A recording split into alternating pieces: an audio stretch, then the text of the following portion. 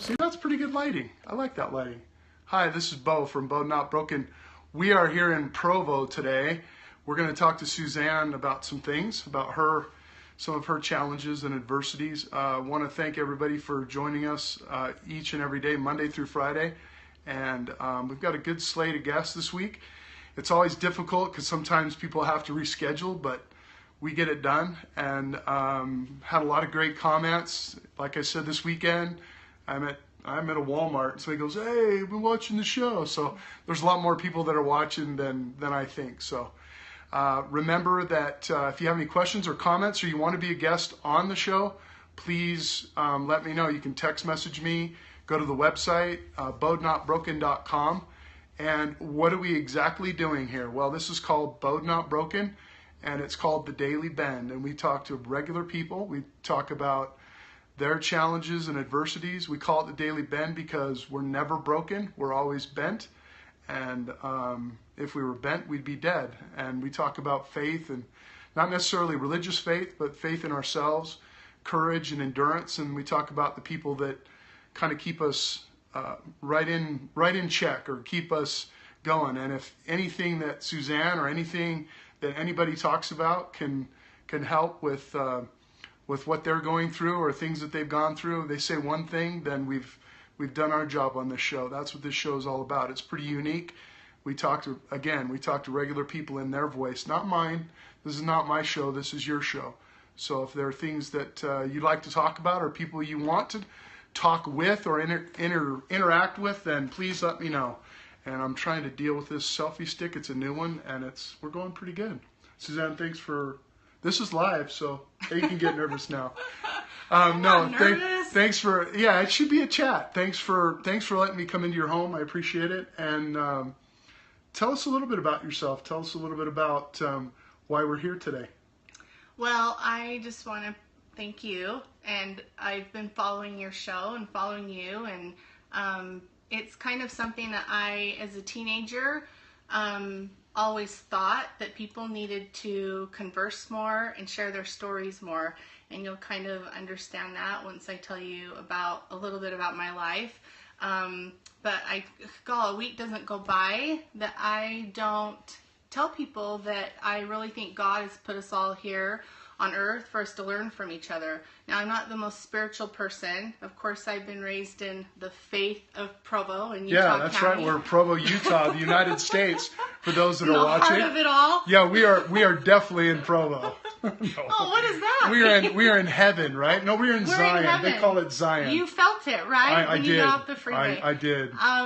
And so I just watching my own family, I've always thought, you know what? We're here to support each other and to share our trials and our triumphs and to learn from each other. And if we don't do that, we are going along in life with no support and no help. And so if you are a Facebook friend of mine or follow me on Facebook, you will know that I am an open book. I say things and I have family members go, "Oh my gosh, like I can't believe you said that or shared that." Right. But we can't grow and we can't support each other. And I always hope that maybe someone's, listening to me or reading a post and going, "Oh, you know what? Like that happened to me too," or "Okay, maybe my day's not so bad today," or this or that. And so what you're saying is what we're doing on this show is kind of what everybody, either secretly or like you, really vocally, really like to see. It's not like you like to see people suffer or go through adversity, but we're always so tight-lipped. Not everyone, but a lot of people are very tight-lipped about what happens to them. Obviously so, maybe because of personal issues. But I find this a unique way for people to express the way they feel or what they've gone through in a non-threatening manner that, like you just said, will help somebody. And so that's why I wanted you on the show, and I'm glad you came on the show, is because it's non-threatening, and you're able to express yourself. So thank you for that. Thanks for that. And that's what I always have to identify what this show's about, because people come on Periscope and they come in probably like right now and have no idea why this lady's talking or why I'm talking. Anyway, They're So like, go is ahead. she famous? No, Yeah. she's not famous. Yes, she is. She's famous. Yes. Anyway, so just to tell a little bit about my life growing up, it will make more sense of why I have thought that and why I still think that. And especially recently, my mom passed away 3 months ago, and this is kind of for her. This show, me speaking, is for her, and I really have thought the last couple of days about her, and I really feel that she wants me to speak about this. This is something she's never spoke about, something she didn't ever believe was an issue in our family, and I have definitely felt her spirit and felt that she wants me to now speak on this, because there is more than just my mom that has suffered with this in her life. And so just going back, my mom was raised, she's born in Germany. She was a little girl through the war. Her father had left her mom with 7 little kids right when the war broke out. And so a lot of really hard times. My mom was alone a lot and had a really sad childhood. And so after the war, they ended up coming over here to the United States, and God, just really hard. Couldn't go to high school because she didn't know the language. Just hard times. And so fast forwarding, she met my dad. My dad was from Provo. He was 16 years older than she was, and they got married and had my 2 brothers. Amazing parents, amazing childhood for my brothers. I came along 11 years later, so I was kind of like an only child a lot. You were like a oopsie doopsie. Here we go. Yeah. Okay. I was the like, you're There's not a lot going of to have those, any though. more kids. There's a lot of those. Yeah, I got one of those. Right. You got, yeah. I've got one of those, my 3-year-old. And so it was just kind of different dynamics for me, because by the time I was old enough to kind of realize certain things in the family, my brothers were a lot older in high school. And I can remember as early as, or as young as kindergarten, thinking something is just not right, like in my family. And I remember having nights where my mom was really sad, depressed, talking for hours to me, because I was the one that would listen. You know, my brothers were older. They could leave if there was a problem or whatnot. And so I listened a lot to my mom and her concerns and her problems, and I just thought, you know, do all kids go through this? Do all kids stay up half the night talking to their mom and then go into, you know, first grade and pretending like nothing's wrong? And that's what I did, and that's what our whole family did. My dad, I remember my dad sitting in our living room and just listening for hours to my mom about a problem at work, or a problem, you know, a concern with one of my brothers. And bless his heart, he didn't know what to do. And when I was a teenager, he even told me, he said, I don't know how to get help for your mom. And I know that if I was to leave your mom, that I would not see you, and that it would just cause more problems. So those conversations, they were dramatic. Were they dramatic? Were they you know, highlighted by insecurities and back and forth? And so did you use the word? Did you call her crazy? Not disrespect. Yes. Did you use, wow, she's mentally ill? Or what was Dad's perspective of that whole thing than yours? Yeah, being in that generation that I like to call it, you didn't ever talk about, you know, to even a good friend. I looked at my dad, even to one of his good friends, he would never say, oh my gosh, this is what's going on with my wife. And I really think out of respect, my dad did that, because he genuinely thought that my mom could not control the way that she was acting and the way she was feeling. Sorry to interrupt again, but No, did she act normal during the daytime? So, and then at night, what was the big change? Yeah. Or what were some of the the signs that might be interesting to folks out there. Well, and too. when I say this, I have a feeling a lot of people are going to say, yeah, you know what? I have a wife, I have a husband, I have a sister, I have a mother that does that same thing. They may not have a name for it. They may not know what's going on, but they may be able to relate. So kind of the way life was is that a couple months would be fine. Mom was the most amazing homemaker. My dad was very ill with arthritis, crippling arthritis at times. He could not work. He retired from Geneva Steel. My mom worked her whole life up until a few months before she passed away last year. She's worked her whole life. Amazing birthday parties, amazing sleepovers. I still have friends message me when she was in hospital and said, you know, I remember your mom taking us toilet paper, and we'd go to the big Reams over in Provo and get huge amounts of toilet paper, and she was just the most caring, sweetest thing. Every couple of months, something. Yeah. The It's littlest however thing. or The but. littlest thing. I remember my dad putting oil in the car and my mom having dinner ready and her saying, go tell Dad dinner's ready. This is when my brothers were already gone. And so I went and told him. He said, okay, I'll be right there. Well, he waited just 2 minutes, you know, too long. And boom, and it wasn't her screaming, yelling, fighting. It was her going back, slipping into this depression, the sadness, and then once that would happen, everything. I mean, this woman could remember. So in stuff. those situations, she'd go sit down, or she'd go in a room. She'd go in the bathroom. She'd go in the bathroom. She'd be in the bathroom for hours. There's many Christmases where my brothers and I and my dad would be sitting waiting to have a Christmas dinner, and her be downstairs, and us not knowing, do we open the presents?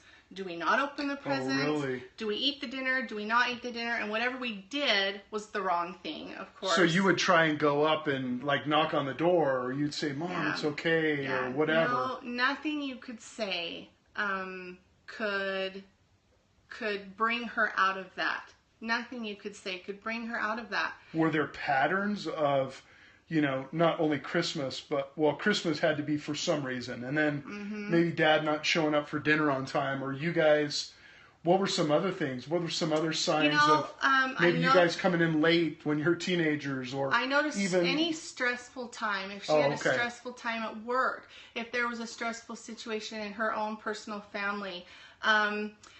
My brother that was closest to me, Rick, he was 11 years older than me.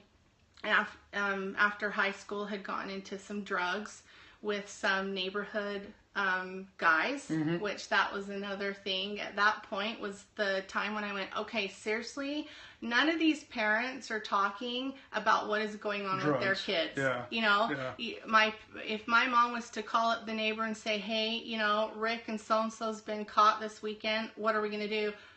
Oh, it's not my son. And I just think that is the craziest thing ever. Because I, first and foremost, with my own kids, well, for one thing, I don't ever give them the benefit of the doubt. They're always the ones in trouble.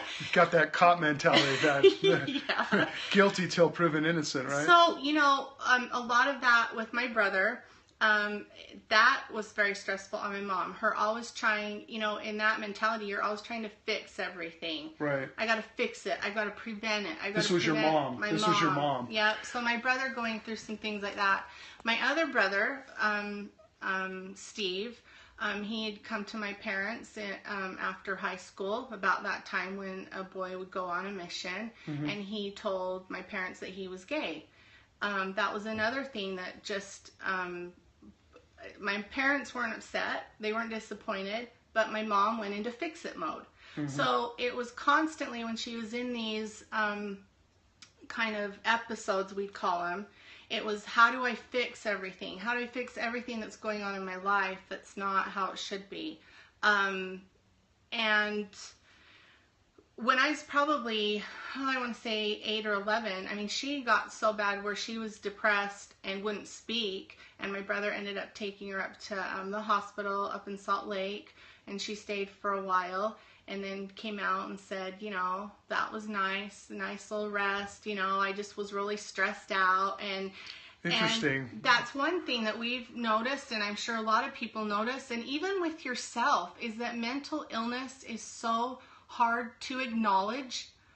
And whether you're in denial about it or you genuinely don't know you have a problem. And that was my mom. Right. And you know, for myself, if I've been depressed in my life, I acknowledge it and I go to my doctor and say, you got to give me something for this. I don't want to be depressed, you know. And so it's just, a lot of times it's just either you're in denial about it or out of fear. You know, when I was depressed after I had a child, I was like, if I tell anyone, I'm going to end up at the mental hospital. Right. My mother-in-law's going to be taking care of my Postpartum kids. kind of stuff.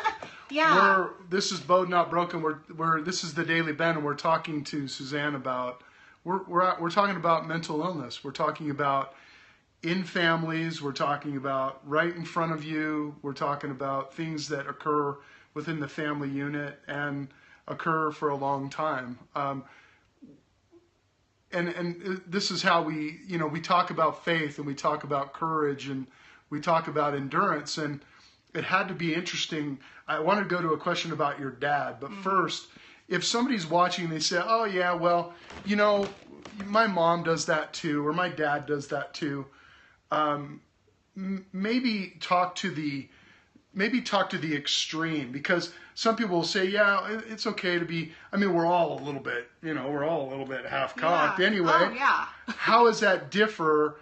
You know, the extremes that she had were, number one, being in a room for a long time, being checked into, you know, kind of a rehab or wherever you want to go, the hospital, the mental hospital. Yeah.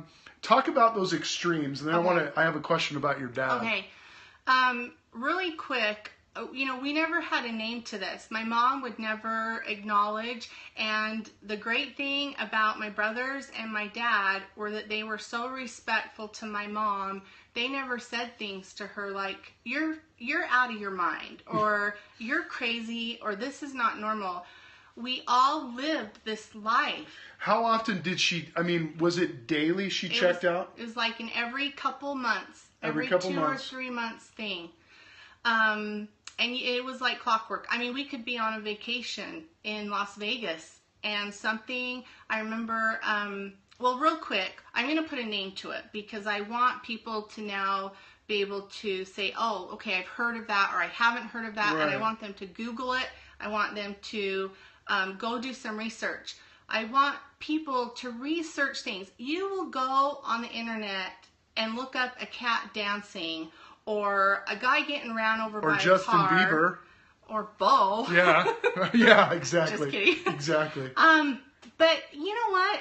Go Google the important things. Google anorexia that your, you know, sister's child might have, or go Google mental illness. So we really do live in an era where information is pretty powerful. We can find it anywhere. Yeah. So my brother, a few years ago, my oldest brother was living in California, and he's such a Barnes & Noble guy, and he would go and read on books, and picked up a book called Walking on Eggshells. Now. Wow, if that's not appropriate. Walking on Eggshells. Interesting. Everyone should read it. Walking on Eggshells. Do you know the author? Everybody. That's an easy one to remember. Walking on Eggshells. Okay. And that is what you do. That is what you do in this life, with a parent or whoever in your family. And it talked about BPD, borderline personality disorder, which recently, I think one of the Kennedys, a wife had BPD and ended up committing suicide. And because of that, it's been brought to light a little bit more. Don't you think a lot of people have it? Don't you think a lot more people than we really realize have this BPD?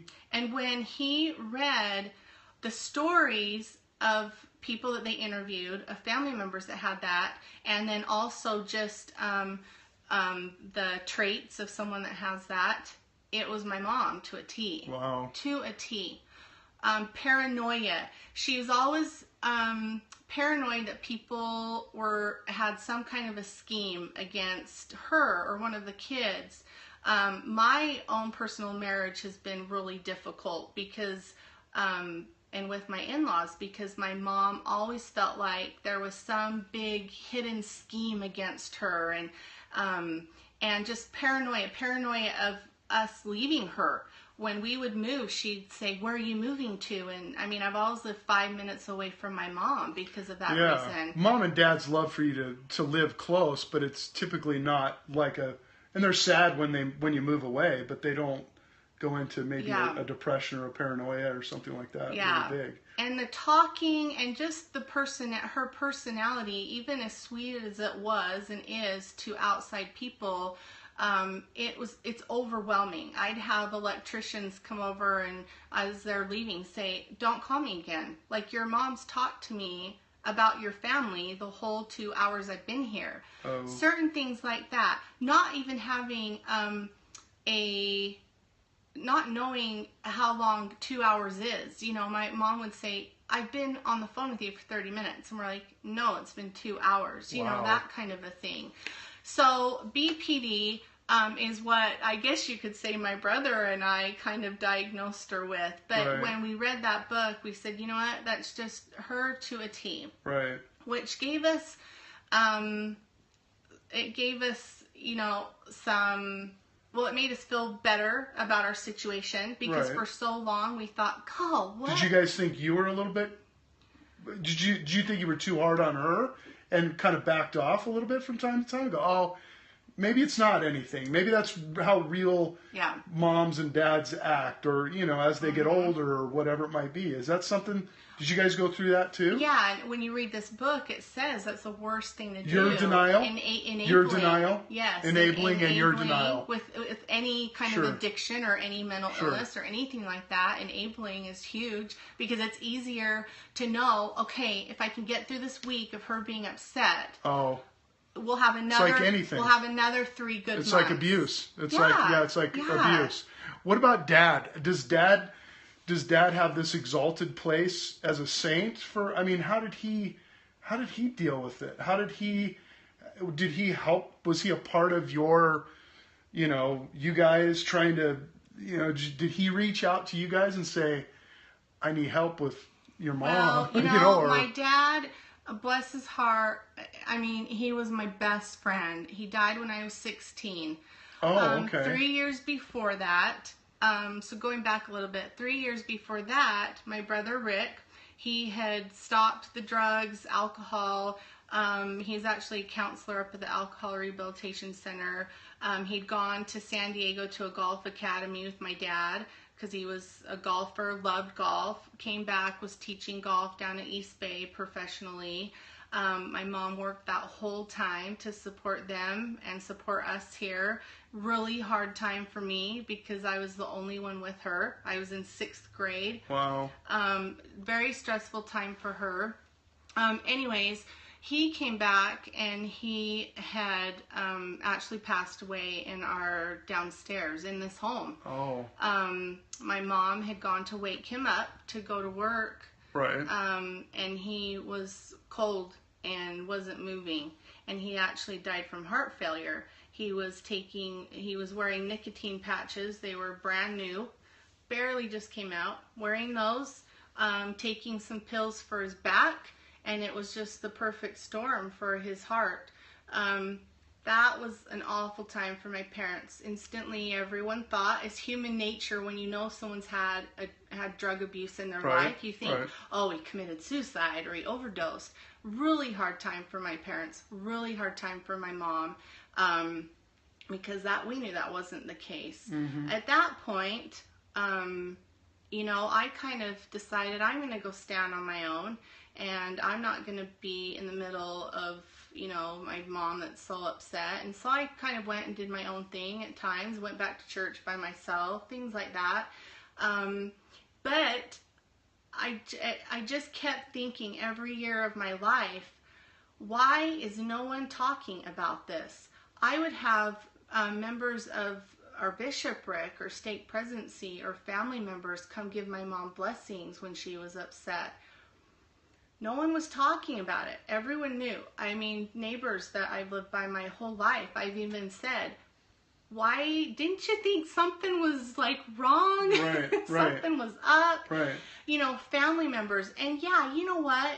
I want to make a point that, yeah, things like that are flippin' awkward. Okay? It's awkward as all heck. Right. to confront someone, to look at someone in the face and say, you know what, I know something's going on and I'm here for you.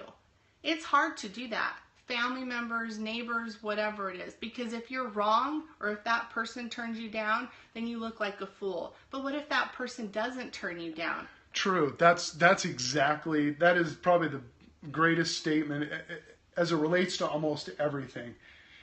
If it looks like a duck and it walks like a duck for a long time and it flies like a duck and it does everything like a duck, then it probably is. And who knows, just that reaching out to somebody. Yeah. So what you're saying is you had wished that maybe some professionals or some, not only people in the neighborhood that were blessing her, and you know, in the LDS Church they have blessings and things like that, and you know, lay ministers can come over and you know, give people blessings, but all the people that knew but really didn't, you know, that probably would have stepped up, didn't step up. And I'm, you know, my mind is just kind of racing right now because this whole disorder, I mean, I've seen it in my, you know, my life, and I've seen it in, you know, many different lives in many different capacities.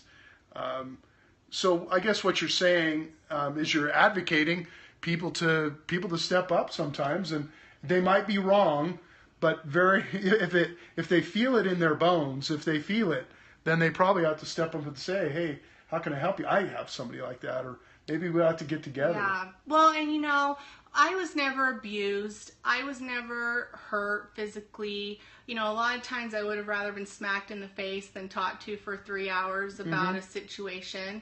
But look at the you know, other end of the spectrum. Children in a home being abused, but we're too afraid to confront that situation, or you know, just anything. Oh, You've almost become, you and everybody else have probably become psychologists, you know, within, you know, lay psychologists. I mean, people that really kind of know. That's kind of an interesting thing. Did you find after all of this, and as you became more, you know, your brother was reading, you're becoming an adult, did you guys reach out to anybody, or was it still, you know, we're not going to talk about it, or we just think, you know, kind of that whole realm? Did you? Well, it does really surprise me how many people want to turn a shoulder to situations like this. And you know what? Let's give everyone the benefit of the doubt and say a lot of people don't know how to handle it. I just don't know how to handle it. Sure. Okay. And maybe not necessarily helping my mom and helping her with her mental illness, but oh my gosh, I went through years and years of thinking that I was alone in this situation and that I could not talk to anyone about it. Now, that being said, my brother, so when my brother passed away 3 years later, I was 16, my dad passed away. We had to take him off of life support. He'd had open heart surgery, you know, just one thing after another for my mom. During that time, my mom's mom, my grandma, passed away. Really hard time for my mom.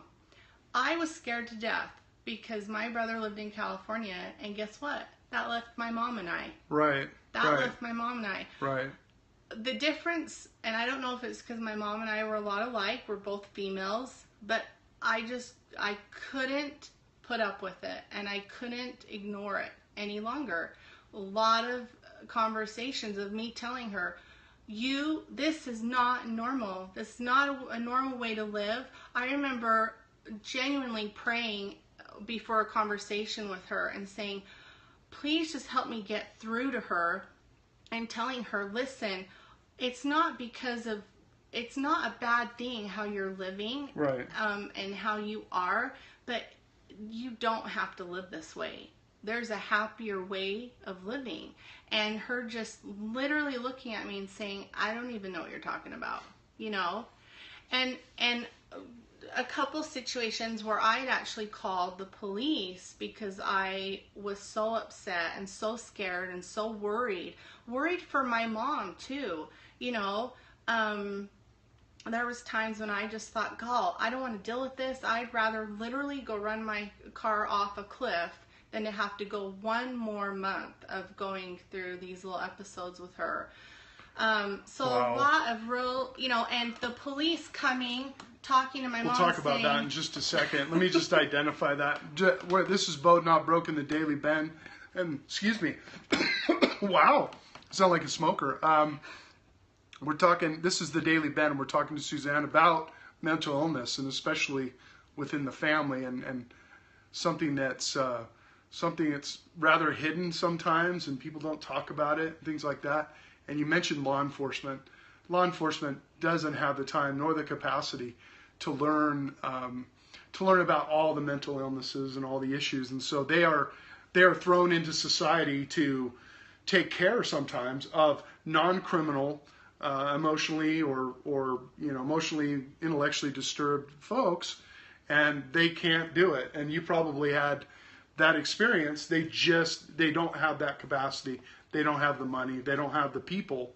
We help people in domestic violence situations, but when it comes to mental illness, the jails become the biggest mentally ill facilities for people there is, male and female. So I didn't want to interrupt you too much, but your story about that. That's so true. And of course, as a teenager, I thought, I'll call. They'll see my mom's nuts. They'll take me somewhere and get me somewhere. Yeah, they'll think safe you're perfectly fine. Yeah, and of course, a couple times they left thinking you're just some troubled teenage girl that's called the cops on her mom. Right. And a couple times when I actually had little kids, when I was married and we lived with my mom, they said, we advise you to move out. And there's nothing we can do unless she was to do something criminally and then go before a judge, and a judge have her, evaluated, and that whole But even thing. but even then, if she's not culpable, if she's not physically or intellectually there, she's not sane enough to be culpable in a crime, and that's the catch-22 with a lot of people. Tell me a little bit about the last few years. I mean, that would be probably interesting to people too, and how that's worked out or not worked out. Well, and I want to just reiterate that my mom was an amazing mother, and it was never poor me, like this, my life sucks, that kind of a thing. Right. I mean, I'd talk to friends about it, and they'd be like, I don't get it. Like, what are you talking about? Everyone's moms get mad. And I'm like, yeah, but your mom doesn't get mad for 2 weeks at a time. Doesn't say a word to anyone. Yeah. Those things aren't normal. Right.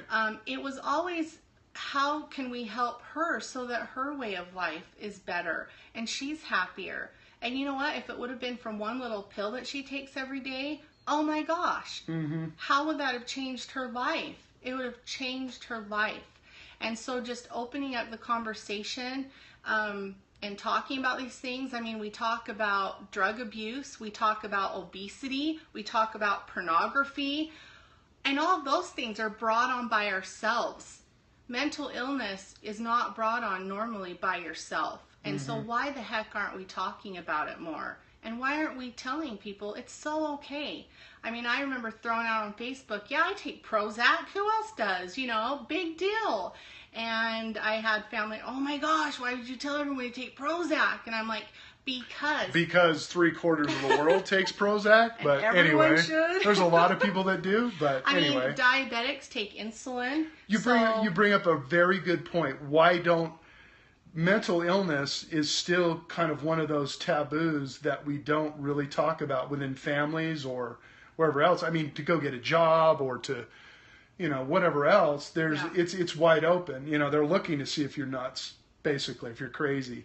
But within families, this borderline personality disorder, how do you, obviously you'd like to see people talk about it more. You seem to be a research. Is there groups, or obviously you're on Facebook and there's a lot of groups on Facebook, but are there any resources for people, other than people that are going through, which I think are the best, like you, but are there resources for people other than the book and other than yourself that they can look at or see that might help them? Well, I'm not quite sure about that. This is really, since my mom's passed away, She passed away a couple months ago. Yep, a couple months ago. we never talked about this. This was something you just didn't talk about.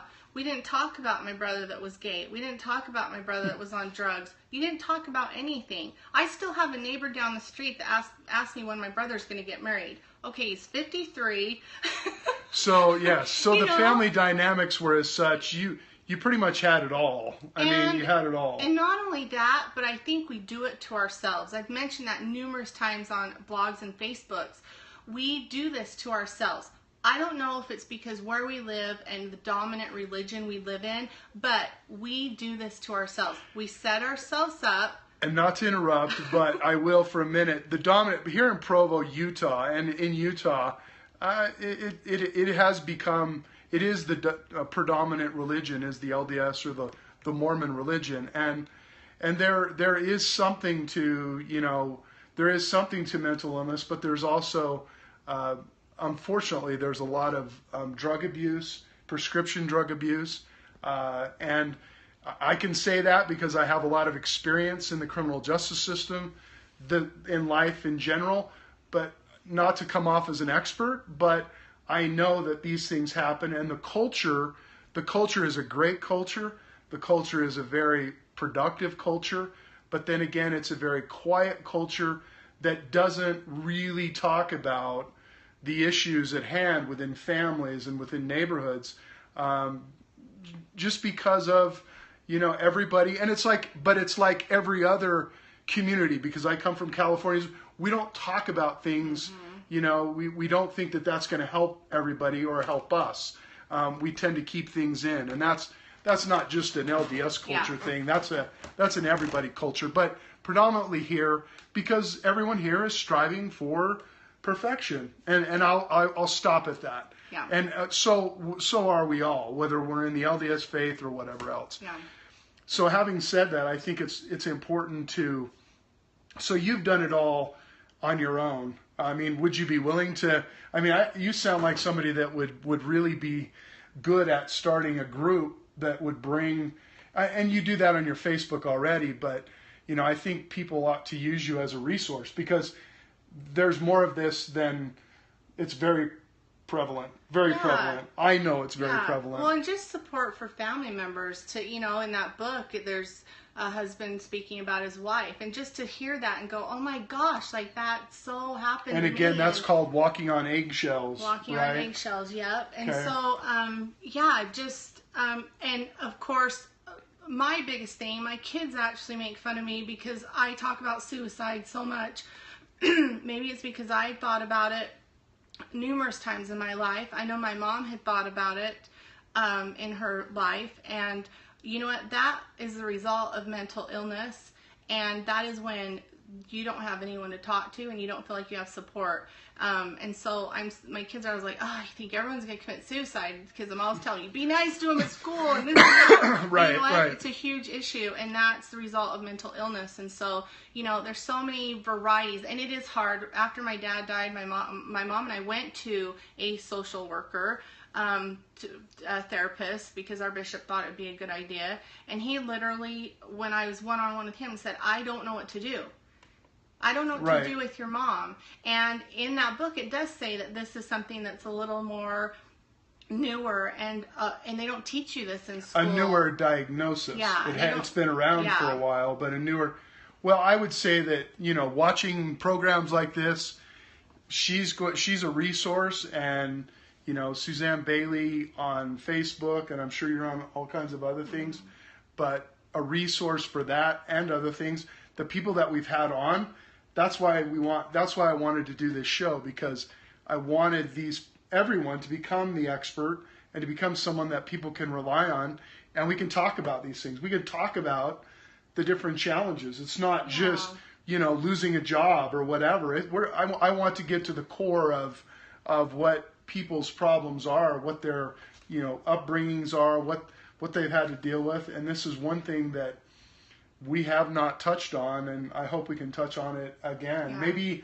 Maybe I can have you back on in a few weeks, and we can talk about some other, you know, not that we didn't vet this whole thing out, but I think sometimes, you know, my guests, I'm always like, wow, there's so much more information that we can put into this, and maybe make a couple of shorter type of shows that would help.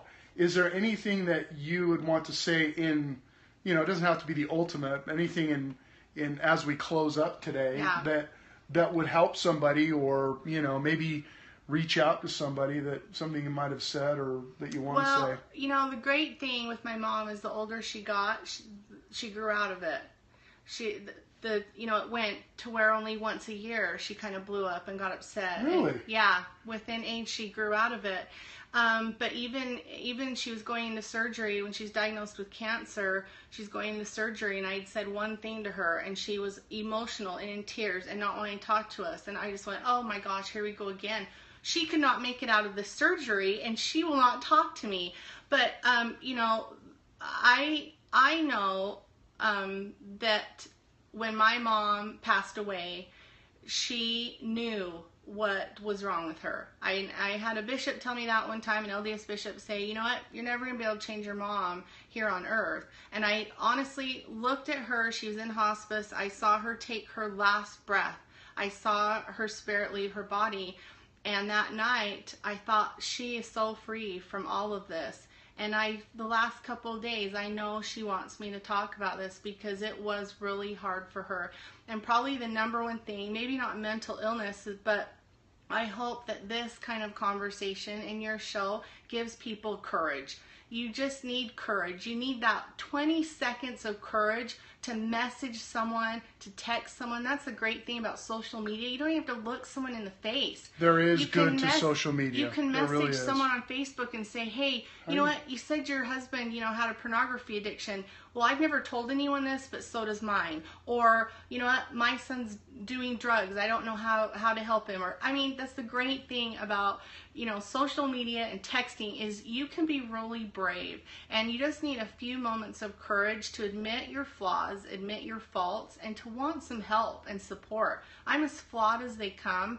And the moment you open up and ask for that help, or just offer your experiences, it's amazing how many friends you have, and how this just huge support, this team of support, and no matter what it is in your life.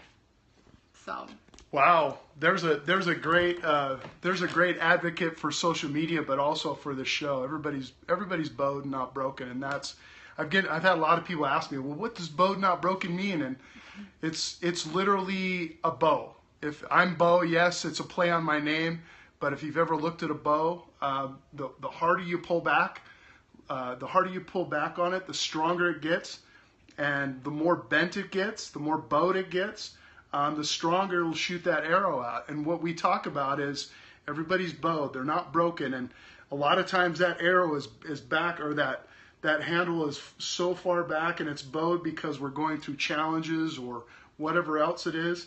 And we rely on faith, and we rely on courage, and we rely on patience, endurance to kind of get through life. And if she can help you, if any of the other guests can help you, or the guests that are going to come on, please, we are the social media world on my site and on everybody's site is there. So if you need help, reach out. Thank you for being with me. I appreciate it.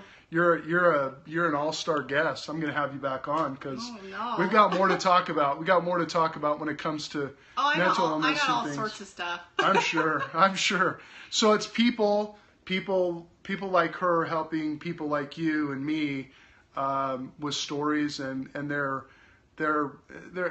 never had anyone be less than genuine on this show, and I really appreciate those that want to come on, that do come on. And it's not that hard. I don't twist your arm. I don't, it's a conversation. That's what this show's all about. So thanks for watching. Appreciate all of you. Again, if you have any show ideas, this is Periscope. I hope you're getting if a lot of you don't get Periscope, you can watch it. We make sure I put it up on YouTube or wherever, and you can watch it later on. So again, Suzanne, thank you for your time. Appreciate allowing me to be here in beautiful Provo, Utah in the United States. And for all of you out there, we'll see you tomorrow with another great guest. Remember, it's all about the Ben. Thanks.